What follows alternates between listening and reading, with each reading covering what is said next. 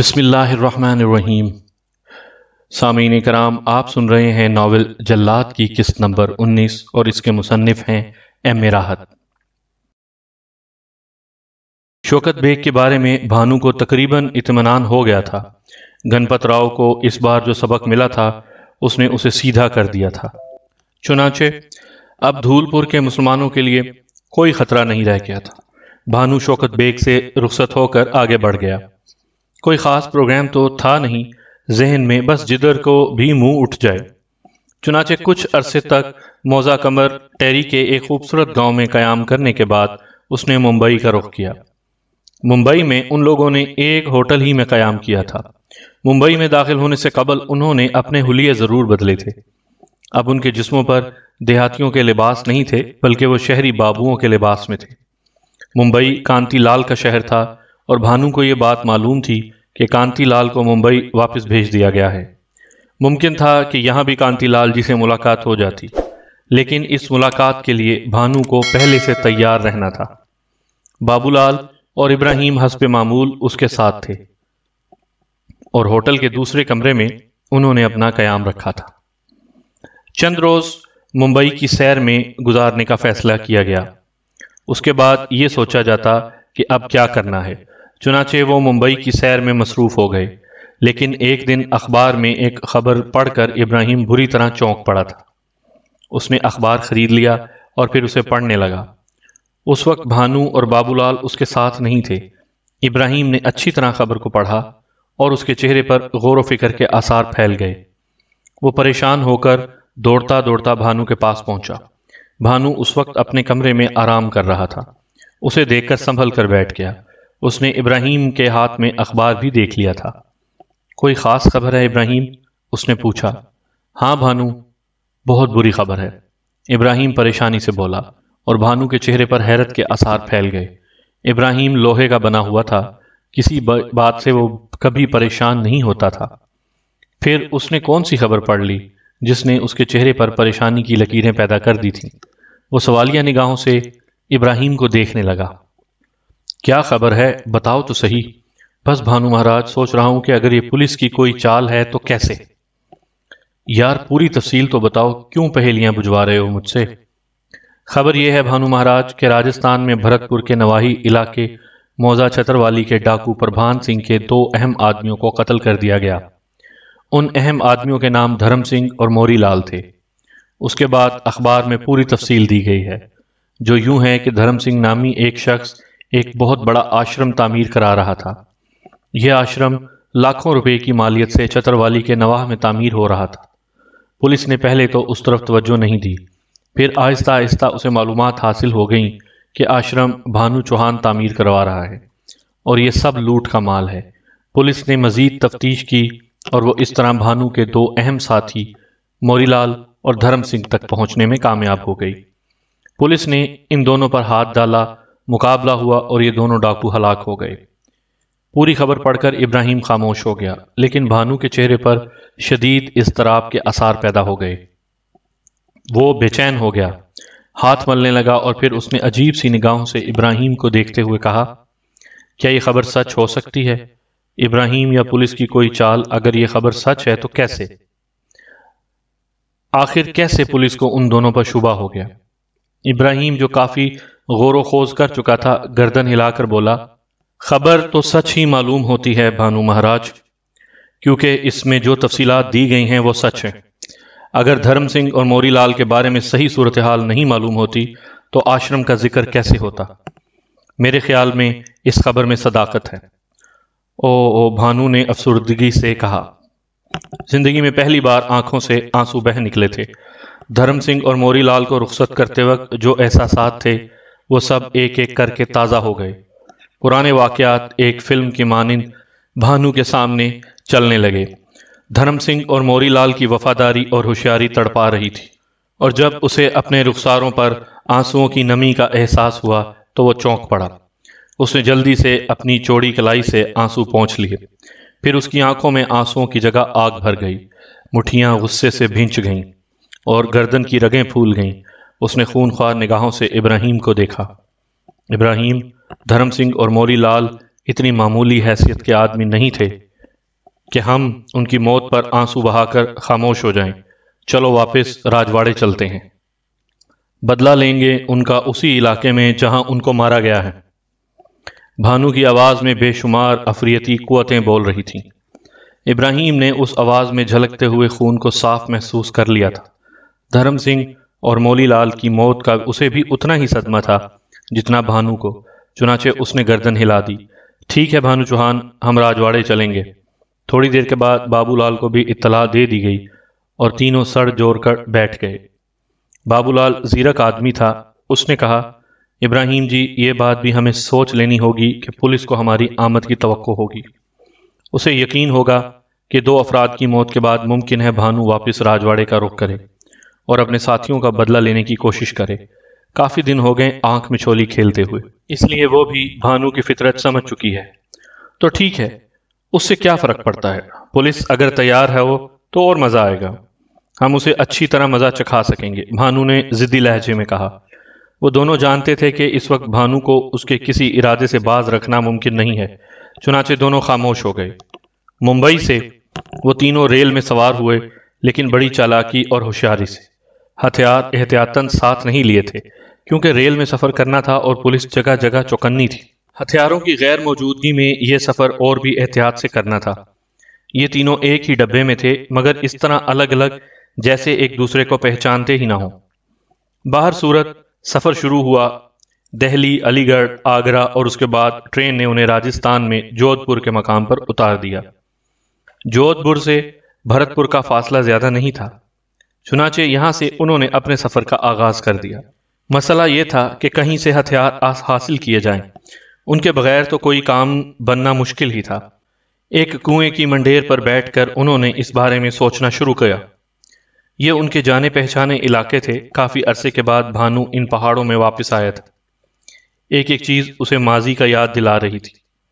پھر اسے سیوا جی یاد آیا۔ یہ ایک چھوٹے سے علاقے کا پٹیل تھا، اس کے بارے میں بہت سی کہانیاں مشہور تھیں۔ چنانچہ بھانو نے ابراہیم سے کہا، ابراہیم یہاں تھوڑے فاصلے پر مکتی گاؤں ہے، مکتی گاؤں کا سیوا جی یاد ہے؟ ہاں سیوا جی پٹیل، ابراہیم نے پوچھا۔ ہاں مجھے یقین ہے کہ ہمیں اس کے ہاں سے بندوقیں ضرور حاصل ہو جائیں گی۔ بڑا بدماش آدمی تھا، تمہیں یاد ہے کہ وہ ایک بار اس نے اپنے حریفوں کے ہاں ڈاکے بھی ڈلوائے تھے؟ ہاں یاد ہے، ابراہیم نے جواب دیا اور مسکرانے لگا۔ کیوں مسکرا کیوں رہے ہو؟ یہی کہ تمہاری یادداشت بہت تیز ہے بھانو، یہاں سے نکلتے ہوئے ہم اسے بھول گئے تھے، اس کی حرکتیں تو بہت خراب تھیں، ابراہیم نے بدستور مسکراتے ہوئے کہا۔ اب نمٹ لیں گے سسرے سے، چلو آؤ مکتی چلتے ہیں۔ وہ تینوں وہاں سے اٹھ کر درختوں اور جھاڑیوں کی آڑ لیتے ہوئے مکتی گاؤں کی جانب چل پڑے، جو یہاں سے 3 کوس کے فاصلے پر تھا۔ انہوں نے خیال رکھا تھا کہ کوئی انہیں دیکھ نہ پائے، جب تک بندوقیں ہاتھ نہیں آ جاتی کوئی انہیں دیکھ نہ پائے۔ کسی کا دیکھنا ان کے حق میں بہتر نہیں تھا۔ وہ لمبے لمبے درختوں اور کھیتوں کی آڑ میں ہوتے ہوئے سورج چھپے مکتی پہنچ گئے تھے۔ سرے شام ہی زندگی مفقود ہو جاتی تھی، اور خاص طور پر اس لیے بھی کہ کرب و جوار میں کبھی کبھی جنگلی جانور آ جاتے تھے۔ چنانچہ لوگ اپنے سب کام جلد نمٹا کر سرے شام ہی گھروں میں قید ہو جانا پسند کرتے تھے۔ اس وقت بھی کہیں کہیں چراغ جلتے نظر آ رہے تھے، اکا دکا لوگ سڑکوں اور گلیوں میں نظر آ جاتے۔ ایک آدھ دکان بھی کھلی ہوئی تھی جو شاید کسی حلوائی یا دودھ والے کی تھی۔ یہ ان سب سے بچتے ہوئے سیوا جی کے مکان کی طرف جا رہے تھے۔ پھر وہ سیوا جی کے مکان کے احاطے کے پاس پہنچ گئے۔ دیوار کودنے میں انہیں کوئی دقت نہ ہوئی۔ سیوا جی کے مکان کا جائزہ لیتے ہوئے بالآخر اندرونی کمرے میں پہنچ گئے، اور پہلا شخص جو انہیں نظر آیا وہ درمیانے قد و قامت کا ایک لڑکا تھا، لیکن مجول سے جسم کا مالک۔ اس کے اندر مردانگی کی کوئی جھلک نہیں تھی۔ بھانو نے اسے پکڑ لیا۔ وہ تینوں مشٹنڈوں کو دیکھ کر بری طرح گھبرا گیا۔ کون ہو تم؟ یہاں کیوں آئے ہو؟ اس نے گھگیائے ہوئے لہجے میں پوچھا۔ سیوا جی کہاں ہیں اور تم کون ہو؟ پتا جی وہ ان کا تو انتقال ہو گیا، اب تو مرے ہوئے بھی 10-11 مہینے بیت گئے ہیں۔ میں ان کا بیٹا سورن کمار ہوں۔ او ہو، بڑا ہی افسوس ہوا۔ تو بڑے بھائی ہمیں بندوقیں چاہیے۔ فی الحال تم ہمیں 3 بندوقیں اور تھوڑا بہت ایمونیشن دے دو، اور ذرا یہ بھی بتاؤ کہ سیوا جی نے ہمارے لیے کیا چھوڑا ہے؟ ابراہیم نے مسکراتے ہوئے کہا۔ پتہ نہیں تم کیا بکواس کر رہے ہو، سورن کمار ہکلاتا ہوا بولا، اور بھانو کا چوڑے ہاتھ کا تھپڑ اس کے گال پر پڑا۔ سورن کمار نے 3 چکر کھائے تھے، یوں لگتا تھا جیسے پھر کنی گھوم گئی ہو۔ بابو لال نے اسے گھومنے سے روکا اور پھر سیدھا کھڑا کر دیا۔ ابراہیم نے دوسرا ہاتھ اٹھایا تو وہ ہاتھ جوڑ کر نیچے بیٹھ گیا۔ بھگوان کے لیے معاف کر دو، تو تم کون ہو؟ یہاں بندوقیں نہیں ہیں، میں تمہیں کہاں سے دوں؟ ابراہیم نے اس کے بال پکڑے اور پھر سیدھا کھڑا کر دیا۔ بندوقیں نہیں ہیں تمہارے پاس؟ سیوا جی کے ہاں اور بندوقیں نہیں ہیں؟ اس نے سورن کمار کو دھکا دیا اور کانپتا ہوا آگے بڑھنے لگا۔ بندوقیں جہاں ہوں وہاں سے نکال کر ہمیں دے دو، ورنہ تمہاری گردن مروڑ کر یہیں پھینک دیا جائے گا، سمجھے؟ بابو لال نے کہا اور سورن کمار کے حواس جواب دے گئے۔ یہ تینوں اسے اندر لے گئے اور بالآخر ایک بہت بڑی پیٹی سے اپنے لیے بندوقیں منتخب کر لیں، جس کی نشاندہی سورن کمار نے کی تھی۔ بندوقوں کے ساتھ کارتوسوں کی کئی پیٹیاں بھی انہیں مل گئی تھیں، اور اس کام سے فارغ ہو کر وہ بہت خوش نظر آ رہے تھے۔ تو سورن کمار جی، تم سیوا جی کے جانشین ہو، اچھا چلو ہم تمہیں بھی زندہ رہنے کا تھوڑا سا موقع دے سکتے ہیں، مگر شرط یہ ہے کہ گھر میں سونا چاندی اور جو نقدی ہے وہ نکال کر ہمارے حوالے کر دو، اور پھر آرام سے جیون بتاؤ، نہ مال ہوگا نہ برائیاں جنم لیں گی، بھانو نے کہا، اور سورن کمار پھر کانپنے لگا۔ میرے پاس کچھ نہیں ہے، بھگوان کی سوگند میرے پاس کچھ نہیں ہے، اس نے ڈرے ڈرے لہجے میں کہا۔ لیکن اس کے بعد ابراہیم نے اس کی اچھی خاصی پٹائی کر دی۔ وہ جانتا تھا کہ سانپ کا بیٹا سپولیا ہی ہوتا ہے۔ سورن کمار کا جیون ان لوگوں کے لیے نقصان دہ بھی ثابت ہو سکتا تھا، چنانچہ انہوں نے اسے ختم کر کے جو بھی مال مل سکتا تھا سمیٹا، اور پھر وہاں سے دوسرے گاؤں پہنچ گئے۔ آدھی رات کو انہوں نے وہاں کے پٹیل گوند ناتھ کے مکان پر دھاوا بول دیا، اسے بھی ہلاک کیا اور لوٹ مار کر کے وہاں سے چل پڑے۔ صبح منہ اندھیرے وہ ایک اور بستی میں پہنچے، لیکن اس بستی میں بھی انہوں نے آرام نہ کیا اور بستی کے ایک بڑے زمیندار کے گھر پر دھاوا بولا۔ اس زمیندار کو بھی ختم کر کے انہوں نے وہاں لوٹ مار کی۔ بھانو پر اس رات خون سوار تھا، وہ یہاں داخل ہو کر اپنی آمد کا بھرپور اعلان کرنا چاہتا تھا تاکہ پولیس ہوش میں آ جائے، اور تیسرے ڈاکے میں انہوں نے 3 گھوڑے بھی حاصل کر لیے۔ گھوڑے تبیلے میں بندھے ہوئے تھے، اب ان کے پاس گھوڑے اور بندوقیں موجود تھیں، مال بھی کافی تھا، چنانچہ وہ جنگلوں کی جانب نکل گئے۔ چند گھنٹے انہوں نے جنگل میں ایک مناسب جگہ تلاش کر کے گزارے۔ ابھی صبح بھی نہیں ہوئی تھی کہ بھانو نے سفر کی تیاری شروع کر دی۔ وہ گھوڑوں پر بیٹھ کر چل پڑے۔ اب وہ مانکا بستی کے آس پاس تھے۔ بستی کے کرب و جوار میں کھیت پھیلے ہوئے تھے اور کسان صبح ہی صبح اپنے اپنے کاموں پر آ گئے تھے۔ کسانوں کی نظریں ان 3 گھڑ سواروں پر پڑیں تو سب چونک گئے۔ انہوں نے گھڑ سواروں کو للکار کر روکا اور بھانو نے گھوڑے کی باگیں کھینچ لیں۔ سب کسان ایک جگہ جمع ہو گئے تھے۔ کون ہو تم لوگ اور یہاں کیوں آئے ہو؟ بھانو نے انہیں بغور دیکھا اور بولا، ہمیں تم سے کوئی کام نہیں ہے، یہاں کا پٹیل کون ہے؟ پہلے تم اپنے بارے میں بتاؤ کہ تم کون ہو، اس طرح یہاں کیوں داخل ہوئے ہو؟ فضول باتیں مت کرو اور ہمیں پٹیل کے گھر لے چلو۔ پٹیل کا نام بتاؤ، بھانو نے کہا، لیکن کسان چونکہ بہت سارے تھے اور وہ بھانو کو پہچان نہیں سکے تھے، اس لیے وہ ان لوگوں سے مقابلے کے لیے تیار ہو گئے۔ اگر تم ڈاکو ہو تو تمہیں جیتا نہیں چھوڑیں گے، کسانوں نے کہا، اور بھانو اور اس کے ساتھیوں پر حملہ کر دیا۔ مجبوراً بھانو نے کندھے سے بندوق اتاری اور گولیاں برساتا ہوا کھیت کے چکر کاٹنے لگا۔ چشم زدن میں بہت سے کسان خاک و خون میں لتھڑے ہوئے زمین پر تڑپنے لگے۔ باقی کسانوں نے یہ حال دیکھا تو وہاں سے بھاگ کھڑے ہوئے۔ بھانو نے چند ساتھ انتظار کیا اور جب کوئی کسان واپس نہ آیا تو وہاں سے آگے بڑھ گیا۔ بستی میں وہ گولیاں برساتا ہوا داخل ہوا تھا۔ پوری بستی میں کھلبلی مچ گئی تھی۔ کسان ڈاکوؤں کی آمد کی اطلاع بستی والوں کو دے چکے تھے۔ کئی جگہوں سے تھوڑے بہت مقابلے کی کوشش بھی کی گئی۔ بھانو اور اس کے ساتھی بے تحاشا گولیاں برسا رہے تھے اور گولیاں برساتے ہوئے وہ اس بستی کے پٹیل کے ہاں پہنچ گئے۔ پٹیل نے ہاتھ جوڑ کر جان کی امان مانگی، اور جب اسے یہ پتا چلا کہ ڈاکہ ڈالنے والا بھانو چوہان ہے تو ادموا ہی ہو گیا۔ اس نے سارا مال و اسباب نکال کر بھانو کے سامنے ڈھیر کر دیا اور اسے اجازت دی کہ وہ خاموشی سے اسے لے جائے۔ اس کے ساتھ ہی اس نے بھانو کو ایک اور خبر بھی سنائی۔ مہاراج، میں تو آپ کا دشمن نہیں ہوں، مگر آپ کے دشمن تو یہاں بڑی چال بازیاں کر رہے ہیں۔ کیا مطلب؟ بھانو نے بھاری لہجے میں پوچھا۔ آپ کے دوستوں، رشتہ داروں اور ان سب کو جن سے آپ کا کچھ تعلق نکلتا تھا گرفتار کر کے جیلوں میں ٹھونس دیا گیا ہے۔ آگ لگی ہوئی ہے مہاراج، آپ کا نام محبت سے لینے والوں پر قیامت ٹوٹ پڑی ہے۔ میں آپ سے جھوٹ نہیں بول رہا، آپ آگے چل کر معلوم کر لیں، بہت سے لوگ گرفتار ہو گئے ہیں۔ یہ تفصیل سن کر بھانو کے تن بدن میں آگ لگ گئی اور اس کی آنکھوں میں خون اتر آیا۔ اچھا، اگر یہ بات ہے تو سنو، میں اس خبر کے سنانے پر تمہاری زندگی بخشتا ہوں، لیکن تمہیں پولیس تک یہ بات پہنچانی ہے کہ بھانو واپس آ گیا ہے، اور اسی نے الٹیمیٹم دیا ہے کہ اگر اس کے نام پر گرفتار کرنے والوں میں سے ایک ایک کو نہ چھوڑا گیا تو وہ راجستھان کی اینٹ سے اینٹ بجا دے گا۔ ٹھیک ہے مہاراج، میں یہ خبر پولیس اسٹیشن پہنچائے دیتا ہوں۔ جاؤ اور ان لوگوں کو بتاؤ کہ بھانو بستی میں موجود ہے۔ ویسے کیا اس بستی میں پولیس کی کوئی چوکی نہیں ہے؟ یہ پولیس والے کہاں سو رہے ہیں؟ پتہ نہیں مہاراج، پر کیا آپ سچ کہہ رہے ہیں کہ میں ابھی جا کر پولیس والوں کو اطلاع دوں؟ پٹیل نے پوچھا۔ ہاں ہاں جاؤ، میں تم سے کہہ رہا ہوں، چنانچہ تمہیں فوراً جانا چاہیے۔ اور پٹیل اپنی دھوتی سنبھال کر آگے بڑھ گیا۔ پولیس پارٹی بھانو کا نام سن کر گنگ رہ گئی تھی، اور یہ حقیقت تھی کہ بھانو اپنے دونوں ساتھیوں کے ساتھ گاؤں کی سرحد پر ریلوے لائن کے پاس پولیس پارٹی کا انتظار کر رہا تھا۔ پولیس پارٹی کو دیکھتے ہی اس نے ان پر گولیاں برسانا شروع کر دیں۔ پولیس نے بھی جھاڑیوں کی دوسری جانب مورچہ بنا لیا تھا۔ 20-25 فائر ہوتے ہی پولیس میں کھلبلی مچ گئی۔ بھانو کو علم ہو گیا کہ پولیس ان کی موجودگی سے خبردار ہو گئی ہے۔ اس نے وہاں سے گھوڑے آگے بڑھا دیے، اور ایک طویل سفر کرنے کے بعد یہ لوگ ایک اور گاؤں میں داخل ہو گئے۔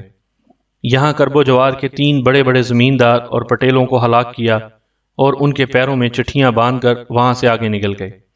چٹھیوں میں بھانو نے لکھا تھا کہ اگر اس کے نام پر گرفتار ہونے والے ایک ایک فرد کو رہا نہ کیا گیا تو وہ راجستھان کو خون میں نہلا دے گا۔ ان چٹھیوں نے خوب کام دکھایا۔ دیہاتوں اور عوام دشمن دولت کے پجاری اور سود خور زمیندار سب کے سب نیم جان ہو گئے۔ بھانو کو وہ جانتے تھے، اس لیے وہ اس سے ملنے کی تگو دو کرنے لگے تاکہ اپنی جان بخشی کرائیں۔ حکومت کے نام بے شمار تار بھیجے گئے جن میں بھانو کی جان جاننے والوں کی رہائی پر زور دیا گیا تھا۔ باہر صورت ابھی تک اس سلسلے میں کوئی کاروائی نہیں ہوئی تھی، اور بھانو اپنے کام میں مصروف تھا۔ وہ راتوں کو نکل کر آگے بڑھتا اور جو بھی سامنے آتا اس کا صفایا کر دیتا۔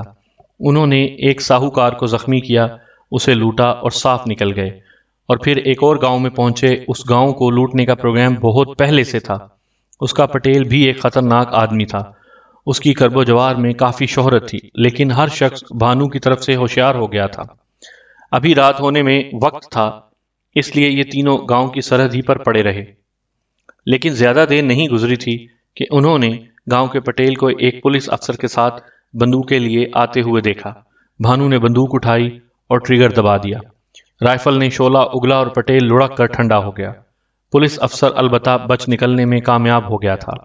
گاؤں میں خاص طور پر ہنگامہ روکنے کے لیے پولیس کی نفری رکھی گئی تھی۔ فائر کی آواز پولیس کے کانوں میں گئی تو انہوں نے بھی مقابلے کی تیاریاں شروع کر دیں۔ گاؤں کے پٹیل نے پہلے سے پولیس پارٹی کو ہدایات دے دی تھیں۔ گاؤں میدان جنگ بن گیا۔ تمام چھوٹے بڑے مکانوں پر پولیس کی ٹولیاں چڑھ گئیں۔ ہر ایک نے اپنی بندوق تان لی اور سب کی نگاہیں گاؤں کی سرحد پر لگ گئیں۔ مگر بھانو اتنا نادان نہیں تھا۔ وہ جانتا تھا کہ کھلے میدان میں پولیس کی اتنی بڑی تعداد کا مقابلہ کرنا کوئی آسان کام نہیں ہے۔ وہ بے سوچے سمجھے قدم اٹھانے کا عادی نہیں تھا۔ جانتا تھا کہ سرحد پر پٹیل کی لاش پڑی تھی۔ پولیس افسر جان بچا کر بھاگ گیا تھا اور پورا گاؤں مقابلے پر آمادہ تھا۔ اب کیا کیا جائے، اس نے سوچا۔ بھانو کے ذہن میں ایک انوکھی تدبیر آئی کہ کیوں نہ سب کو اسی کشمکش میں رکھے۔ بھانو ہمیشہ ایسے کھیلوں کا کھلاڑی تھا۔ اس نے اپنے ساتھیوں سے کہا، ابراہیم کیوں نہ کچھ تماشا کریں، اور ابراہیم اور بابو لال اسے چونک کر دیکھنے لگے۔ کیسا تماشا؟ انہوں نے پوچھا۔ تم نے دیکھا ابراہیم کہ سارا گاؤں ہمارے استقبال کے لیے تیار ہے۔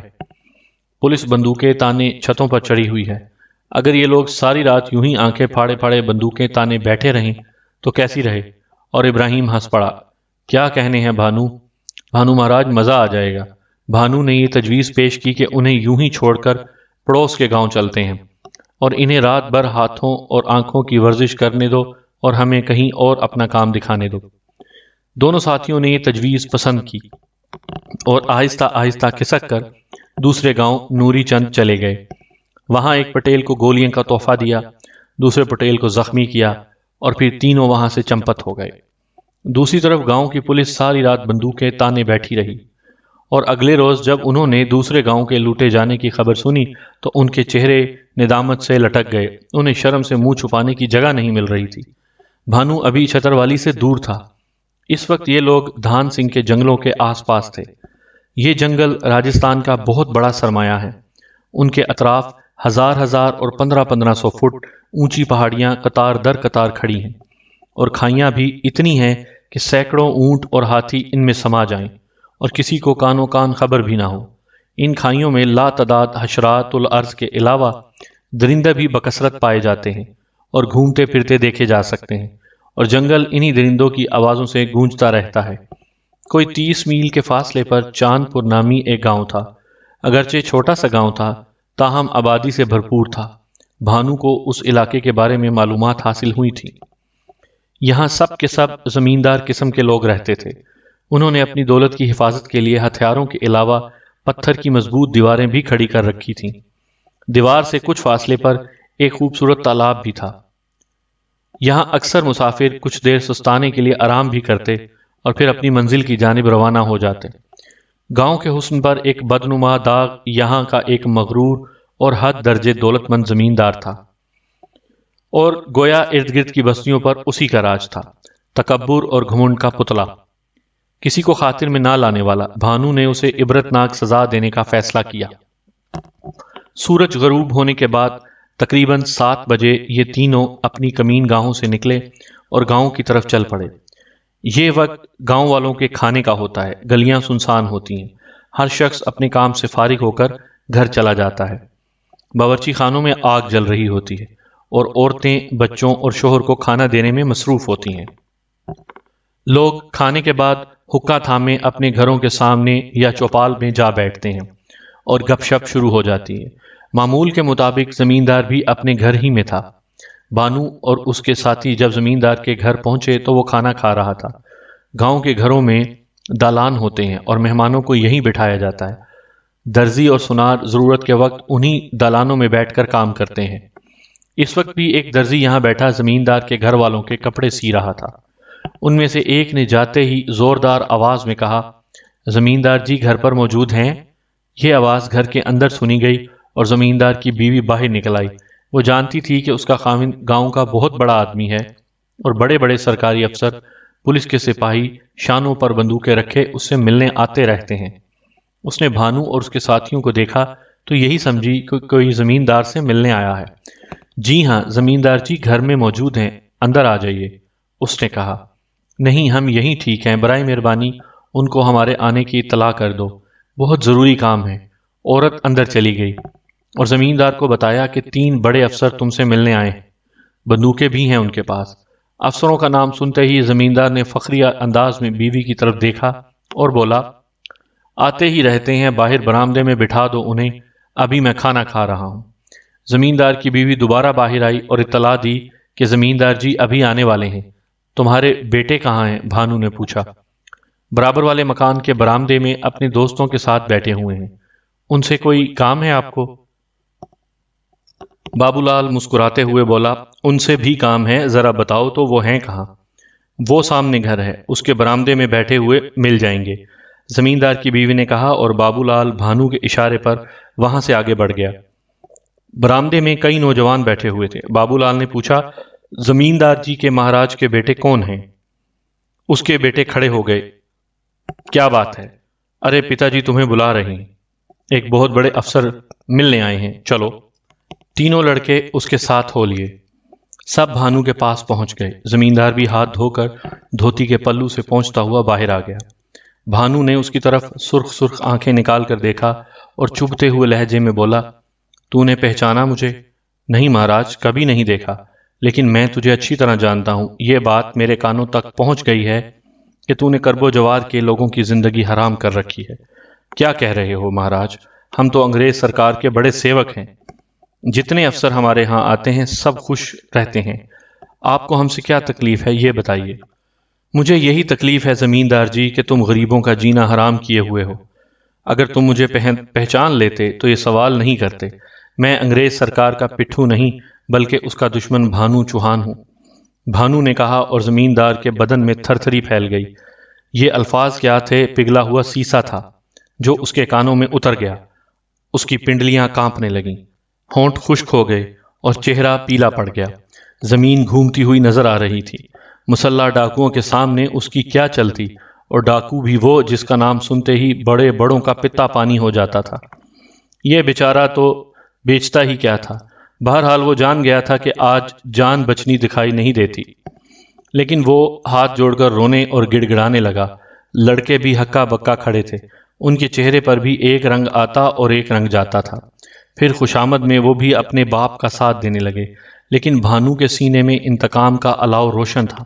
اس نے گرج کر کہا، خاموش خاموش ہو جاؤ، جو کچھ تم نے کیا اس کی سزا تو بھگتنی ہی ہے۔ تم سمجھتے تھے کہ جیون بھر یوں ہی پاپ کرتے رہو گے اور لوگوں کی زندگیوں سے کھیلتے رہو گے، لیکن ہر چیز کا ایک وقت ہوتا ہے، حساب کا وقت ضرور آتا ہے۔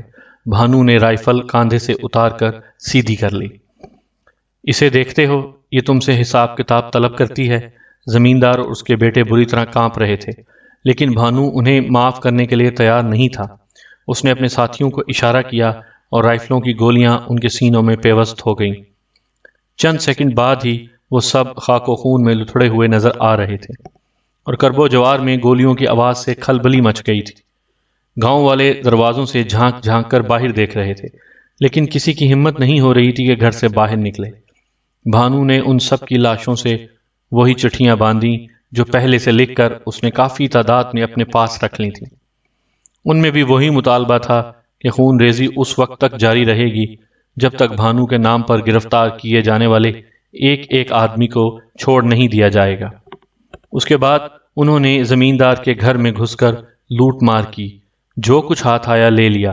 زمیندار کی بیوی شوہر کی موت کے فوراً ہی بعد گر کر بے ہوش ہو گئی تھی۔ نوکر کونوں خدروں میں چھپ گئے تھے۔ بھانو اور اس کے ساتھیوں کی لوٹ مار میں کوئی دقت نہ ہوئی تھی۔ بابو لال رائفل تانے باہر کھڑا تھا تاکہ اگر گاؤں والوں کو جوش آئے تو وہ رائفل کی گولیاں ان کے جوش کو ٹھنڈا کر دیں، مگر کسی نے کوئی حرکت نہ کی اور وہ سب وہاں سے نکل آئے، اور ایک بار پھر ان کے گھوڑے برق رفتار سے جنگلوں کی سمت سفر کر رہے تھے۔ تمام کی تمام خبریں حکومت کو مل رہی تھیں۔ اعلیٰ حکام پریشان ہو گئے تھے۔ میجر والٹن نے بڑے کروفر کے ساتھ یہ ذمہ داریاں اپنے سر لی تھیں۔ اب چاروں طرف سے اس پر لان تان شروع ہو گئی۔ اخبارات بری طرح چیخ رہے تھے۔ راجستھان میں بھانو کے نام کا ڈنکا بج رہا تھا۔ چاروں طرف خوف و ہراس پھیلا ہوا تھا۔ جنہوں نے اپنی زندگی میں کوئی چھوٹی موٹی حرکت بھی کی تھی وہ بھی کانپ رہے تھے۔ راتوں کو نیندیں حرام ہو گئی تھی۔ پولیس تھی کہ پاگلوں کی طرح چاروں طرف ناچتی پھر رہی تھی۔ بھانو ان کے ہاتھ آنے والوں میں کہاں تھا؟ اور ادھر میجر والٹن پر شدید دباؤ پڑا۔ پولیس کمشنر نے خود اسے طلب کر لیا تھا۔ جب والٹن پولیس کمشنر کے سامنے پہنچا تو اس کا موڈ بہت خراب تھا۔ پولیس کمشنر نے طنز بھری نظروں سے میجر والٹن کو دیکھتے ہوئے کہا، ہیلو مسٹر والٹن، کیسے مزاج ہیں آپ کے؟ ٹھیک ہوں جناب، والٹن نظریں چراتا ہوا بولا۔ وہ خود بھی تمام خبریں سن رہا تھا اور اندازہ لگا چکا تھا کہ پولیس کمشنر نے اسے کیوں طلب کیا ہوگا۔ بیچارہ خود بھی کافی پریشان تھا۔ اس کی سمجھ میں نہیں آتا تھا کہ کیا کرے۔ یہ جو خبریں اسے مل رہی تھیں بڑی پریشان کن تھیں، جبکہ اس نے بڑے کروفر کے ساتھ ایسا کارنامہ انجام دیا تھا جس کے بارے میں اسے پورا یقین تھا کہ اس کی کوشش چند ہی روز بعد بھانو ڈاکو اس کے قدموں میں زندہ یا مردہ پڑا ہوگا۔ لیکن بھانو نے تو خود لاشوں کے انبار لگا دیے تھے۔ ایسے ایسے لوگ اس کا شکار ہو گئے تھے جو انگریز سرکار کے بے حد وفادار تھے۔ پولیس کمشنر نے بدستور طنزیہ انداز میں کہا، ہاں آپ تو بالکل ٹھیک نظر آتے ہیں، لیکن حکومت کی دھجیاں بکھر کر رہ گئی ہیں۔ حکومت کہیں منہ دکھانے کے قابل نہیں رہی۔ ایک ڈاکو انگریز حکومت کو انگلیوں پر نچا رہا ہے، اور لطف کی بات تو یہ ہے کہ صرف ہندوستانی پولیس ہی نہیں، برطانوی دماغ بھی اس جاہل اور دیہاتی ڈاکو کی گرفتاری میں ناکام رہے ہیں۔ آپ نے میجر والٹن گلاب سنگھ کے سلسلے میں کیا کیا؟ کیا گلاب سنگھ سے آپ کا رابطہ قائم ہے؟ نہیں جناب، گلاب سنگھ اپنے مشن پر روانہ ہو چکا ہے، اور یہ بات شاید آپ کے علم میں ہو کہ اس نے وہاں بھانو کے 2 ساتھی ہلاک کر دیے ہیں۔ انہی کی ہلاکت کی بنا پر بھانو کے مقابلے میں راجستھان پہنچ جاتے اور وہاں پہنچ کر اسے خود اپنی گولی کا نشانہ بناتے، لیکن افسوس انگریز بھی بہت سہل پسند ہو گئے ہیں۔ میجر والٹن کی گردن جھک گئی۔ میں کل ہی روانہ ہو جاؤں گا۔ بہر صورت تیاریاں کرنے کے بعد وہ چند افراد کے ساتھ چل پڑا۔ اس نے اپنی روانگی کا پروگرام نہایت خفیہ رکھا تھا تاکہ بھانو کو اس کے بارے میں اطلاع نہ ہو جائے۔ آخر وہ بھی انسان تھا۔ ایسے واقعات سننے کے بعد اس کے اپنے دل میں بھی یہ خیال تھا کہ کہیں بھانو اس کی آمد کے بارے میں سن کر اس کے استقبال کی تیاریاں نہ کرنے لگے۔ چنانچہ انگریز ہونے کے باوجود اس نے اپنے چہرے پر ہندوستانی دیہاتیوں کا سا میک اپ کیا اور اپنے ساتھیوں کو بھی اسی میک اپ میں لے کر چل پڑا۔ روانگی کے لیے ابھی اس نے بہت زیادہ انتظامات نہیں کیے تھے۔ ٹرین سے اس نے عام لوگوں کے ساتھ بھرت پور تک کا سفر کیا اور بھرت پور پہنچ کر پروگرام کے مطابق ایک پٹیل کے ہاں قیام کیا۔ پٹیل بیچارے کو اس کے بارے میں صحیح پوزیشن معلوم نہیں تھی، بس اس نے عام مہمان کی طرح اس کی مہمان نوازی کی، لیکن جب اسے یہ معلوم ہوا کہ یہ انگریز ہیں، حکومت کے بہت بڑے لوگ جو بھانو کی گرفتاری کے سلسلے میں آئے ہوئے ہیں، تو وہ دست بستہ ہو گیا۔ میرے لیے کیا حکم ہے سرکار؟ جو بھی حکم ہو میں حاضر ہوں۔ بھانو کے بارے میں موجودہ رپورٹ کیا ہے؟ سامعین کرام، آپ سن رہے تھے ناول جلاد کی قسط نمبر 19۔ اس کی مزید 2 اقساط باقی ہیں۔ قسط نمبر 20 سننے کے لیے اگلی ویڈیو کا انتظار کیجیے۔